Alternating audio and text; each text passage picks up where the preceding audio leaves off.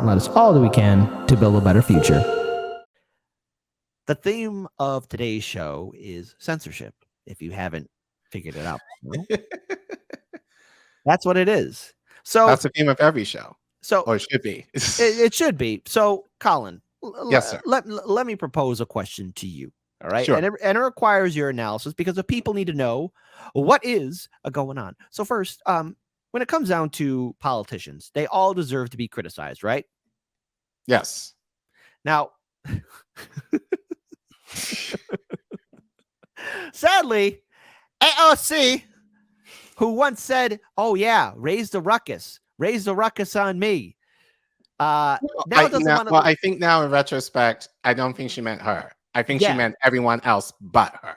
Everyone else but AOC, because apparently our two good friends of the show, Jose and Keenan, are now canceled. Now the thing is, I saw that infamous video where Jose Vega and Keenan call out AOC. AOC critics say they were barred from attending town hall meeting where representative was called a piece of shite. No, they didn't. So a Bronx activist with a history of heckling, Representative Alexandria Ocasio-Cortez, said he and at least one other critic were barred from giving the Democratic Socialists an earful at a Friday town hall in Queens that devolved into chaos anyway. Jose Vega tweeted a video Saturday showing cops and congressional security prohibiting him and a friend from entering the Corona. Whoa, is that how you pronounce it? Corona? Corona Town Hall. Huh. Jeez. That name, that name's no good. In which Ocasio, come on, New York. Ocasio-Cortez was blasted as a piece of shite for championing illegal immigrants ahead of Americans supporting U.S. funding of Ukraine and other lefty causes. So wait a minute. Hold on. Are they confusing Jose Vega and Keenan for saying something that other people said? Yeah, that's what I'm thinking. Because I've never, from what I've seen of Jose and Keenan, they haven't cussed at her at all. I would argue that might be other people there, but not them. So, okay, so here we have again, there's AOC at this event. There she is. All right. So Representative Alexandria Ocasio-Cortez had some of her critics barred from attending a Queens town hall she hosted. But AOC, the constituents, they're upset. Right. And look, all this is on debt limit negotiation. By the way, how's that negotiation going, Collins? Can you enlighten the people? How's that going? Well, I basically said this on Twitter earlier this morning. If there is an agreement in the name of bipartisanship, that usually means we're fucked. So the devil's in the details. I think the actual agreements have been released or should have been released last night. So I'll have to look into it a little bit more, but I'm not looking forward to this at all. Okay, so I have so real quick here too. I tweeted on I hit this link here. And the guy who's yelling at AOC is not Jose Vega. So I guess AOC wants or somebody is posting a narrative that Jose Vega and Keenan said that when they never did. That was somebody else who doesn't look anything. And we're going to play that video. So I didn't mean to cut you off here, but I just want to clarify. So go ahead, continue on with your rest of your statement. I was done. But yeah, it's for the debt ceiling agreement. It's what did we lose? So that's the question. The big question I think everyone should be asking is, how are the working class going to get fucked over by it in the name of progress or in the name of bipartisanship? So I think that's something people should really kind of look into, even if it looks good, because as I said, the devil's in the details. There's always going to be some undercover thing that does not work in the name of helping regular folks. So here's Jose Vega, good friend of the show. Both him and his colleague, who's a constituent, and myself are also not allowed into AOC's town hall, where we were all singled out, which goes to show how scared she is. AOC, if you're afraid, and look, even Blue Moon Lucy. Oh no. You're banned. They got that to you too. Oh, Yeah. all right. So let's listen to this video. Hang out here if you want. Well, why can't he go in? I'm telling you, can't go in. That's why. Why is that? Because I'm telling you, they can't go in. So he's not allowed in. Yes, he's not allowed in. Why? I'm telling you, he's not allowed in. Oh boy, isn't that a friendly face? Why? Not the reason. I'm telling you, he's not allowed in. So that's the reason. If you want No freedom of speech. to hang out here. Thank you. It's just kind of ridiculous to me. They're not giving me any kind of reason whatsoever. They just escorted me out. I registered for this. I'm a constituent, and they're not allowing me in. Unfortunately, I do not personally make the rules. It's their event. They're just following orders. Hey, vote blue no matter who. This is the world you want. Following orders. There was another group of people who like to follow orders. Your neoliberal masters are just doing a click, copy, paste friendly rainbow version of that. That's all. Just throwing it out there. And they can invite or invite all of us. But you can wait over here for now. Maybe they'll change something. Okay. No problem. Hang out here if you want. All right. So hold on. Now they went after Blue Moon. No. They went after Blue Moon. No. Yeah, she's also banned. So let's talk about the person who probably did say something offensive to AOC. And it's this guy here, and it has to deal with the migrant issue that's happening. Because again, a lot of people are furious about what's happening. Now, again, the reason why there's a migrant crisis even at all is because, again, of our regime change wars, coups, and sanctions. And he also let's not forget the war on drugs, all of this too. That's what's causing the crisis in Central and South America that's having people flee those war-torn regions, those impoverished regions, because, again, of Democratic and Republican lawmakers implementing those policies. So let's play this. So, sorry, sir, we're taking lines. Sir, we're taking lines. Sir, we're having people write their names on the computer. American citizens before migrants. Hell. American citizens. Don't you touch me. You hear me? Don't touch me.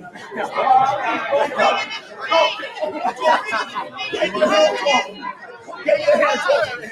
Where are you on the migrant issue? You're absent. American citizens. You're throwing this country. Where are you? You're a piece of shit. That's the guy who called him. That's the guy. Right. Yo. Okay. So okay. So, right. Oh my goodness. Okay. So let's pull up another video because Jose Vega tweeted this out. Last night at AOC's town hall, Rachel George, a good friend of mine, asked AOC, why not use the influence of the squad to tell people not to vote for Biden unless he ends this war in Ukraine? So let's go ahead and check this out right here. Let's go ahead and see what exactly is happening. What's this video? I have a question right now. Why don't you and the squad have the ability to tell their supporters not to vote for Biden unless he concedes on ending this war? Why won't you do it? That's a lot of money you are sending to Ukraine. And you're talking about you're bringing money to your community? To think, firstly, what about the war?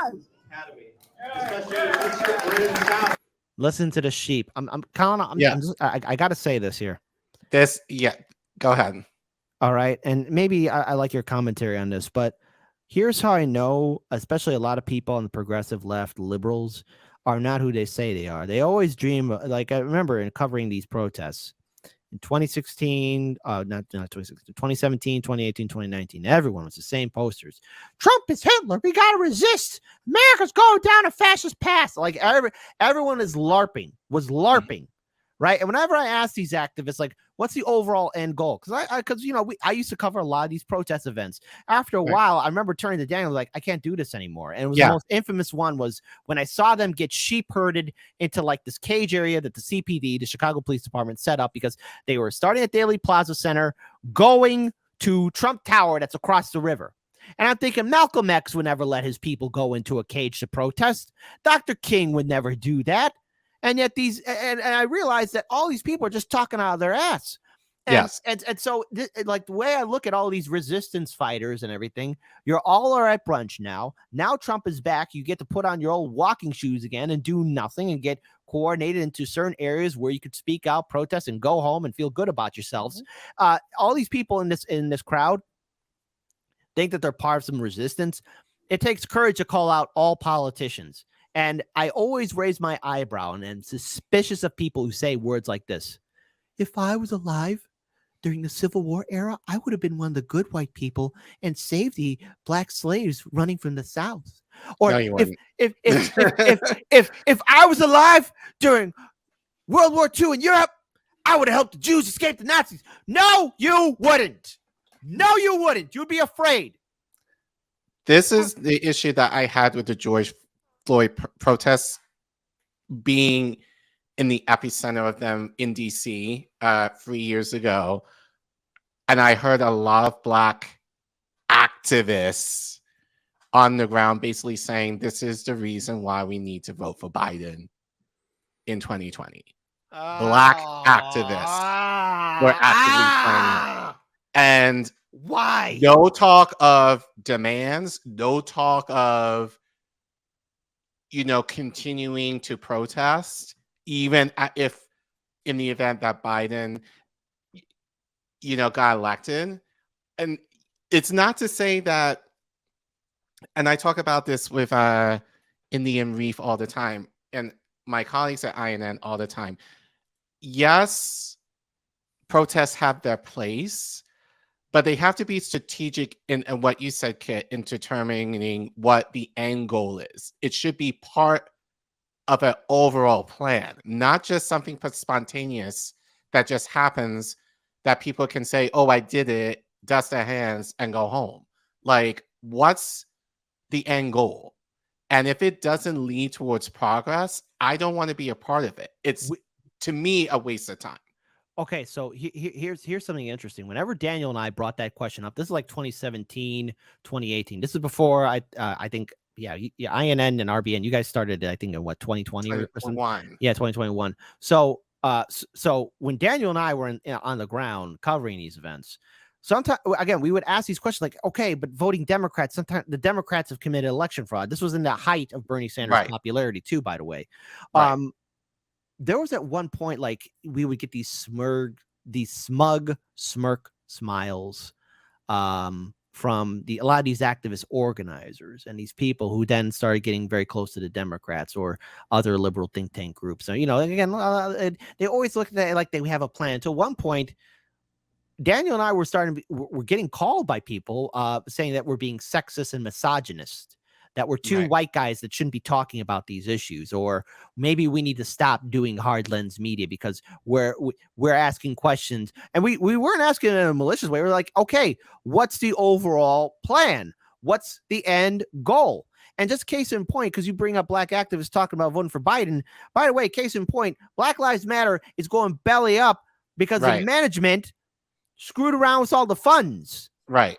So you speak to my point. A lot of these groups are led by the people who I saw at the squad event on Wednesday. A lot of PMC, not all, but generally PMCs who think they know better, but are not really in touch with the working class and their needs at all, who are more or less operatives, I would argue, for the Democratic Party, that are trying to sheepdog people into supporting causes for their favorite politicians. That's what I argue many of these activists are. And I've seen them because I interact with a lot of them in DC. They're not really for the causes in the way of how I am trying to bring more socialist means in light of what I do.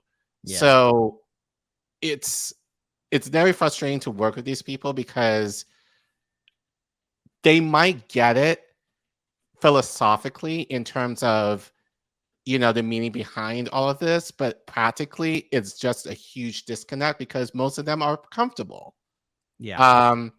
Going kind of what you were saying, like back when Jordan did that Substack article, and I appreciate you going off on him on that because he kind of spoke to that PMC mentality of, oh, it's okay to take a break or whatever else. What's For that? peop- Take for a break. people who are What are you like on talking the about? ground all the time, like, and I could say this as a teacher, you're thinking about those people all the time. I'm constantly thinking about my students all the time. I can't not necessarily shut it off, even when I'm on vacation.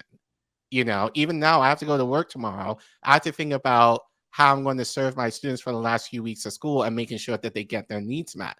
I can't just automatically just say, I'm turning off this issue. You can't if you're in it. Like, it's very hard for you to. And I'm sure a lot of activists will be able to agree with the sentiment that I have. It's very hard to take it off, turn that off just when you want to. So, but a lot of these people are not serious in terms of the true activism that really should be happening, where it's more direct action and more mutual aid versus, oh, we just need to vote for this person, or we need to give money to this politician in the hope that they're going to do something for us, which I think is bullshit. I hear you. I want to play the rest of this video because again, it's just again, you just hear people just art clapping their Right. just baaing like sheep. By the way, you want to see what bravery is? It's actually standing against the herd. There's an infamous photo in Germany where everyone's doing the oh so fantastic Nazi salute, and there's one brave individual, arms crossed like that. Majority of people in this audience will not have that courage. Right. She don't even want to answer the question. She draining. She is contributing to America's debt. You are contributing to America. You got a lot of blood on your hands, and you're gonna have to answer to God one day. You're gonna have to answer to God one day. Just believe that, girl. You keep clapping and smiling. You're gonna have to answer to God. Stop funding the Ukraine war, sweetheart. Say you for the people. You a damn lie. You a damn lie. You are not the truth. You are being brainwashed. I need y'all to wake the hell up. If COVID-19 did not wake you up, then you are asleep. Why you letting this lady rock yourself to sleep? Stop funding this war. Yeah. Again, bravery. Yeah. Bravery. It's synonymous. It's funny that I went to my event on Wednesday for similar mess like this. This happened, I believe, on Friday for almost exactly word for word, action by action, exactly what I experienced. Same shit. And it's disheartening because I think, especially being in this space, you're aware of a lot more shit. And I say that to people, like, I know a lot of shit that you don't necessarily know, and it's hard to kind of be, as I say, for me, like, technically I'm a PMC, but because I've seen a lot of the reality of what you guys and what I kind of report on INN, like, I've been exposed to a lot more stuff that I kind of, it really just sickens me, to be in rooms like this where they're asleep. They literally are asleep. And they just want to see their favorite politician and clap and cheer at any nice thing that they say, and then not being and I know for a lot of them, and I've had people say to me, before, like when I've done similar things before, that they're scared. They're scared of what will happen to them, and they do appreciate the idea of few people who do speak up and speak out. And that's why more of us need to be continuing to do that. That's why independent media is at threat right now, because we do speak the truth in a way that challenges what the establishment is saying. And so it's easy for them to knock us down, to try to hide a lot of the truth that we're able to bring to our viewers. They don't want us to grow. They don't want us to succeed in this. So it gives more of a stance for us to really continue to do the work as long as we can, depending on how YouTube is, to really keep exposing that truth to our audiences, for them to be empowered that they're able to do stuff like this too. And again, that goes back to why I ended up going to the event and having to spend money for the event, is to encourage our audiences. You have the power too to do the same thing. And it doesn't have to be the federal politicians. I do this a lot with local politicians with me, like, call out any politician that is in control of your life. They have a right to be challenged. They have a right to be accountable for their actions. I get accountable for my actions every damn day, and I'm a teacher. Like, why in the hell do our politicians get a pass? And they have more to do with how they affect my life than I do with the few kids that I teach every single year. I also want to add on here too. Look, I understand why people support AOC. I mean, I remember her election year in 2018. I was on radio. I was ecstatic to read about her victory. I was happy. I was still all voting for third party, but there was a lot of people who were saying, well, no, maybe we could change the Democratic Party. That's the fool's errands now. But I get why she has support. I mean, people are probably living vicariously through her. They feel that her victory is their achievement and that she is there to be the great wall, no pun intended to Pink Floyd in the wall, but the great wall against fascism and Donald Trump, when in all reality, I mean, AOC is just a human being, a flawed human being. And we saw her cry when Nancy Pelosi wagged her finger in her face for voting no on the Iron Dome and changing her no vote to a present vote. We saw AOC and Cori Bush somehow conveniently forget way back in 2021, as Nancy was adjourning Congress, that, if they adjourn, that means people are going to be out of the home, 30 million people, right? Right. And don't think that I challenged AOC and Cori Bush at that event too. That was my first one. But they forgotten, so they had to run. They had to run, Colin. You know, they had to run super fast. And then if you remember when I challenged them on that, what did they do? Cori Bush turned on the music on me. Play that and music. Franco. Yeah. Play that music. But we need to do more of this. So the idea that Keenan and Jose and Lucy are banned, and I told them on Twitter, you're doing the right thing. That's good, because that shows that they're scared. And I think now hopefully they kind of realize that regardless of whatever space they're in, I think they figured that the event that I did on Wednesday, that it was a safe space for them. No, it wasn't, because I happened to be there. And we need to make the investment to get into any space possible that we can, where we're able to challenge any politician, not just the squad. I think they're easy targets, but any politician, to call them out on the shit that they're supposed to be doing. So we need to make that investment so that people can see that the politicians are going to do stuff for us unless we band together and force them to. Agreed. I hear you. I also want to say here too, if you want to be voting Democrat, fine, go ahead. I'm not going to tell you how to vote, but don't be surprised as, again, all your values keep on getting compromised. They keep on kicking the can down the road. I am enraged at what's going to be happening next, because here's the thing. I'm gonna do my best, because I'm gonna save this statement for last, but I just want to say this right now. I will do my best to stay professional when it happens, on the day it happens. I will try. God, may the God Emperor help me, because I will try. But I could see this happening as soon as this election cycle starts intensifying. And while Me Too and Time's Up and Black Lives Matter are irrelevant now, and they are irrelevant, be ready for their successor groups to somehow worm their way up. Folks, don't be so easily hypnotized into anything that's now starting to be this resistance towards Trump, because if it's associated to a liberal think tank or have the Democrats flying around it, it's already compromised. It's too late. I think it's important for all of us to be self-aware, to be standing against a two-party system. And I could see somebody like AOC capitalizing on any kind of movements, doing a new kind of hashtag or whatever. And it's just going to be more of the same, and nothing will fundamentally change. And on the day, if potentially Donald Trump were to win the primary and go into the general election, and there's going to be a massive amount of protests, I will do my best to stay professional, because I will cover that first protest. And I want to see the cage. And somehow my gut is telling me, Kit, get ready, because it's going to get worse. I think the cage will be bigger. The walls will be taller. And I'm going to see all the little obedient sheep get in there and saying, we're going to fight Trump. We're going to fight Trump. And I'm going to be outside the cage. And I'm going to say, well, you're in there and I'm out here. Who's in the cage and who's doing the real fighting? I will try my best to be nice. I will try my best to be professional. But if you're going to be protesting in front of a building that's across the river in Chicago, that's not even a government building, it's a hotel, and a restaurant and apartments, condos, very expensive, very pricey, nice view of the river. But anyways, there you go. It's one positive thing I'll say about Trump Tower. It's got a couple other good things about it, but there you go. That's all I want to say there. But it's not a government building. Are you going to have that same energy to do in front of Dick Durbin's office or any other U.S. politician here in Chicago, House Representatives? You going to do that? Yes, no, maybe, kind of, no. Who knows?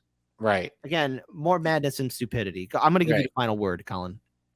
It's easy, and I say this all the time, and especially because I do it. It's one thing to call out our federal politicians. That's one thing. It's another to call out your local ones. Yeah. And I say to people, the same energy you have for the obvious cast of characters in our federal government, you should have more of that energy for your local politicians, because they're the ones who directly influence your life the most. So you should really be attacking them the most. And if you don't know who they are and you know who AOC is, then that to me is a problem. You should be able to have those relationships and being able to know what your the councilmen are important because they hold the purse in your city and your town. So you need to know what they're up to and what their policies are, because they spend the money in your city or town. That's going to affect your life. So if you don't know what they're doing, but you know every drama-filled thing that the squad and even Biden and Trump are doing, then I argue you have your values mixed up. Focus locally first, always. And secondarily, federal. Because, as I said, your local state government has more direct influence of what's going on in your life personally than what's happening on the federal level. Agreed. Great commentary. Well said. Stand against censorship, and all politicians deserve to be criticized.